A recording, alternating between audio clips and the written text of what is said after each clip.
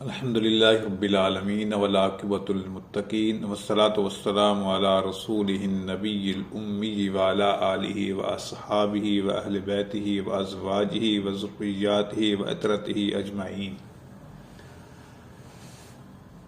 آج ہم کتاب الآداب میں دربار رسالت کے آداب پر بات کریں گے۔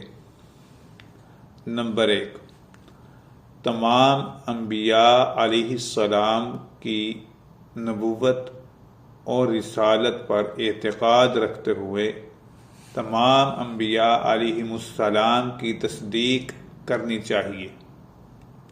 نمبر 2، تمام انبیاء کرام علیہم السلام کی عزت کریں اور ان کے مقام عالی کا احترام کریں، کیونکہ انہیں خدا تعالیٰ کی طرف سے بڑے مقام اور مرتبے پر فائز کیا گیا ہے کہ وہ اللہ اور اس کی مخلوق کے درمیان واسطہ ہیں۔ نمبر 3، یہ عقیدہ رکھیں کہ حضرات انبیاء علیہم السلام کی تعلیمات اور ہدایات پر عمل کرنے میں ہی دنیا اور آخرت کی کامیابی مضمر ہے۔ البتہ بعض احکامات ایسے ہیں جن کا تعلق تمام انبیاء علیہم السلام کی شریعتوں کے ساتھ ہے، ان احکامات پر تو عمل لازمی کریں۔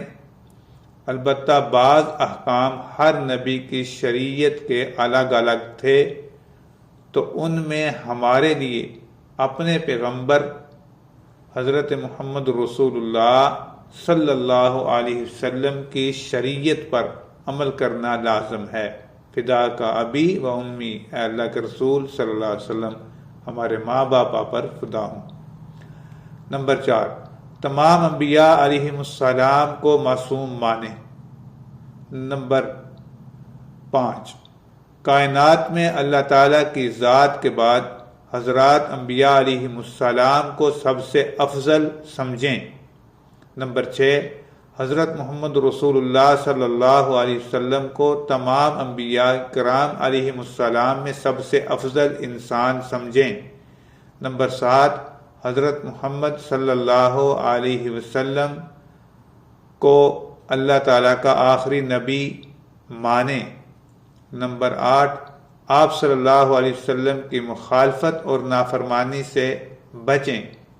نمبر 9، آپ صلی اللہ علیہ وسلم کی محبت میں غلو کر کے اللہ تعالیٰ کی صفات آپ صلی اللہ علیہ وسلم میں ثابت کرنے سے بچیں۔ نمبر 10، آپ صلی اللہ علیہ وسلم کی اطاعت اور پیروی کریں۔ نمبر 11، آپ صلی اللہ علیہ وسلم پر کثرت سے درود شریف پڑھیں۔